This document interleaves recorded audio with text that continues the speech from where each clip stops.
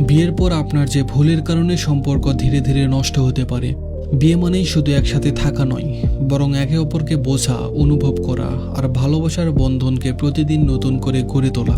কিন্তু দেখা যায় নিজের পছন্দ হোক কিংবা পরিবারের পছন্দে বিয়ের কিছুদিন যেতে না যেতেই সেই প্রথম দিকের টানটা হারিয়ে যায়। এক অদৃশ্য দূরত্ব তৈরি হয় আর ধীরে ধীরে সম্পর্ক ফিকে হতে থাকে। আমাদের সামাজিক প্রেক্ষাপটে এই অবস্থানের পিছনে কিছু সাধারণ কিন্তু গুরুত্বপূর্ণ ভুল কাজ করে। আসুন জেনে নেই সেই ভুলগুলো কি এবং এর থেকে বাঁচার সমাধান কি। ভালোবাসা প্রকাশে কার্পণ্য করা। অনেকেই মনে করে সে তো জানে আমি ওকে ভালোবাসি, আলাদা করে বলার কি দরকার। আবার কেউ ভাবে ভালোবাসা প্রকাশ করলে নিজের মূল্য কমে যাবে।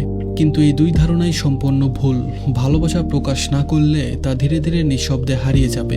একটি মধুর শব্দ, একটি স্পর্শ বা একবার বলা ভালোবাসি, এই ছোট্ট শব্দগুলোই সম্পর্ককে জিইয়ে রাখে।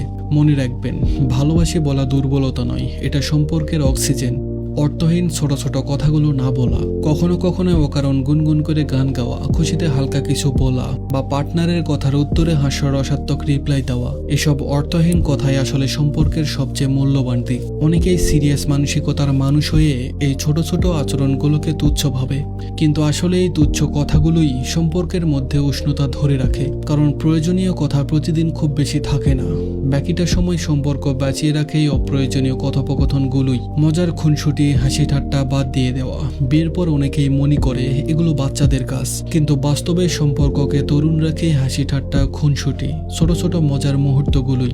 একটু কাতুকুতু, একে অপরকে জ্বালানো বা দূরে অভিমান, এগুলোইতে সম্পর্কের প্রাণ।